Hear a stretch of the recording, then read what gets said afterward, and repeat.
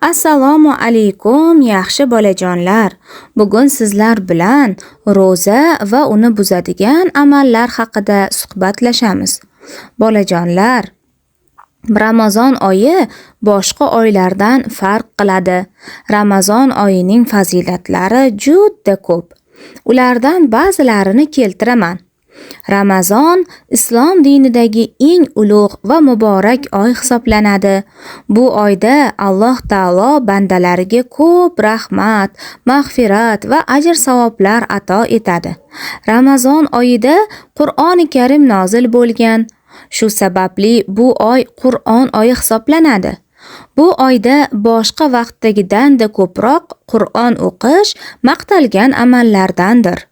Ramazon ro'za tutish farz qilingan oy. Ramazon gunohlar kechiriladigan oy. Ramazon shaytonlar zanjirband qilinadigan oy. Bu oyda yomonlik yo'llari torayadi, yaxshilik qilish osonlashadi. Ramazon oyida Qadr kechasi bor bo'lib, u 1000 oydan yaxshiroqdir. Bu kechada qilingan ibodatlar boshqa oyda qilingan savobli amallarning 1000 tasiga tengdir. Ramazon oyida jannat eshiklari ochilib, do'zax eshiklari yopiladi bolajonlar. Bizni muqaddas kitobimiz Qur'oni Karimda Alloh taolo shunday oyatlarni nozil qilgan. Ey iymon keltirganlar, sizlardan avvalgilarga farz qilinganidek, sizlarga ham ro'za farz qilindi. Shoyatki taqvodor bo'lsangiz. Baqara surasi 184-oyat. Bolajonlar, farz degani bu bajarilishi, qilinishi shart bo'lgan ish, amal degani. Demak, Ramazon oyida ro'za tutish musulmonlar uchun shart hisoblanar ekan. Mehribon Allohimiz Qur'oni Karimda yana shunday degan: Shoyatki taqvodor bo'lsangiz. Taqvo degani bu Alloh buyurgan amallarni bajarib, Alloh qaytargan, qilmaslikni buyurgan amallardan chetlanish, uni bajarmaslikdir. Taqvo qilgan inson esa taqvodor deyilar ekan. Demak, Robbimiz bizlarni taqvodor bo'lishimizni xohlar ekan, bolajonlar. Demak, Alloh taolo taqvodorlarni yaxshi ko'rar ekan. Bugun sizlar bilan ro'za va uni buzuvchi amallar haqida gaplashamiz. Demak, musulmonlar Ramazon oyida 30 kun davomida ro'za tutishar ekan. Chunki buni Alloh taolo buyurgan. Ro'za tutish bizlarga nima uchun kerak? Unda qanday foydalar bor? Hozir sizlar bilan birga ko'rib chiqamiz. Sha'bon oyi tugashi bilan Ramazon oyi boshlanadi. Ramazon oyining 1-kunidanoq ro'za tutiladi. Ro'za qanday tutiladi? Erta sahardan hali bomdod vaqti kirmagan paytda nonushta qilib saharlik qilinadi. Saharlik vaqti to bomdod namoziga azon etilgunicha davom etadi. Azon etilishi bilanoq darhol yeyishda, choy ichishdan to'xtash kerak. Agar azon etilganda ham ovqat yeyishda davom etsak, unda ro'zamiz qabul bo'lmay qolishi mumkin. Azon etilishi bilan yeb ichishni tugatib, og'iz yopish duosini o'qib olamiz. Bismillahirrohmanirrohim. Nawaitu an asuma sawma shahri Ramadana min al-fajri ila al-maghribi kholisan lillahi ta'ala. Tarjimasi: Ramazon oyida Alloh taolo roziligi uchun tongdan quyosh botguncha ro'za tutishni niyat qildim. Shunday qilib, bomdod namozini o'qiymiz. Musulmonlar ro'za tutganda bomdoddan to shomgacha hech narsa yemaydilar, ichmaydilar. Ro'za tutganimizda bolajonlar, ertalabdan kechgacha och yurishimizni o'zi yetarli emas. Balki biz tilimizni yaxshimas bo'lgan so'zlardan ham tiymoqligimiz kerak. So'kinishdan, yolg'on so'zlashdan, birovlarni masxara qilishdan, musiqa kuylashdan to'xtashimiz kerak. Bularni o'rniga Allohni zikr qilib, tasbih aytib yursak, yanada ko'proq savob olamiz. Imom Buxoriy va Imom Muslim rivoyat qilgan muttafaqun alayh hadisda Rasululloh sallallohu alayhi va sallam shunday deganlar: Agar sizlardan biringiz roza tutayotgan bo'lsa, yomon so'z gapirmasin va baqirmasin. Agar kimdir uni so'ksa yoki urishmoqchi bo'lsa, men ro'zadorman deb aytsin. Demak, bolajonlar, roza odam hech kim bilan baqirib urishmasligi hamda u bilan urishmoqchi bo'lgan odamlarga men ro'zadorman deya 2 marta aytib qo'yishi kerak bo'larkan.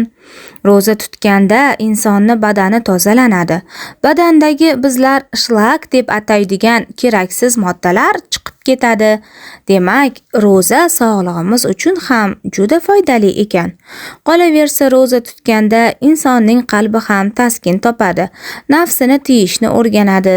Alloh taolo muttafaqun alayh bo'lgan hadis qudsiyda aytadi: Odam bolasining qilgan barcha amallari o'zi uchundir. Faqat roza bundan mustasno.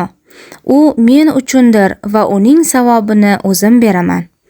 Bolajonlar, biz biror savob ish qilayotganimizda uni odamlar qarab turgani uchun yanada yaxshiroq bajarishga harakat qilishimiz mumkin, yoki namoz o'qiyotgan bo'lsak, odamlar "Oh, bu bola qanday ham yaxshi bola ekan-a" degan maqtovlar berishi uchun o'qishimiz mumkin. Shayton bizlarni shunday aldab qo'yadi. Ya'ni shayton bizni amallarimizni Alloh uchun emas, odamlar ko'rib turgani uchun bajarishimizga chaqiradi. Shayton bizlarni shunday aldab qo'yadi.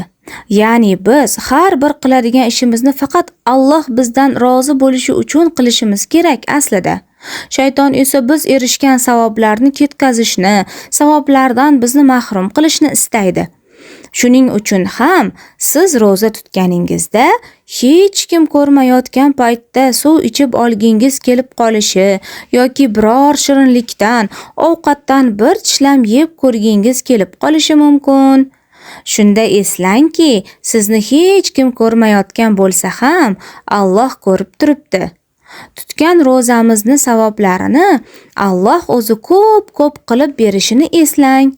Shunda shayton niyatiga yeta olmasdan noumid bo'lib ketib qoladi. Imom Ahmad va Tabaroniy rivoyat qilgan hadisda shunday deyilgan: Albatta roza temirchining olovi temirdagi zangni ketkazgani kabi gunoh va kirlarni ketkazadi. Roza faqat och qolish emas, balki gunohlarni yuvadi, qalbni poklaydi, nafsni tarbiyalaydi.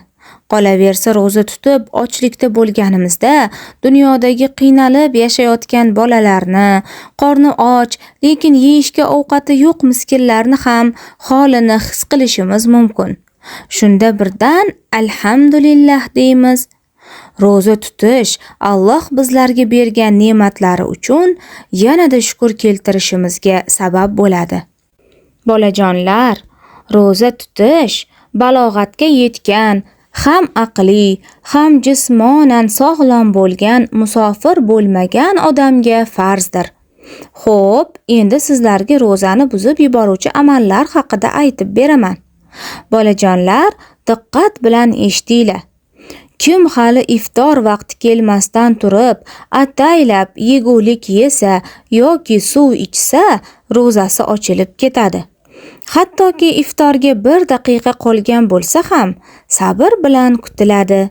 Agar ro'zadorligi esidan chiqib, og'ziga biron luqma solib yevorsa, atayin qilmagani uchun ro'zasi buzilmaydi. Abu Hurayra radhiyallohu anhu dan rivoyat qilingan hadisda Rasululloh sallallohu alayhi va sallam shunday deganlar: Kim ro'zador holatida unutib biron narsa yeb ichsa, ro'zasini davom ettiraversin, zero uni Alloh yedirib ichiribdi. Buxoriy, Muslim va boshqalar rivoyati. Kim ataylab qayd qilsa, ya'ni qusib tashlasa, u odamni ham ro'zasi buziladi.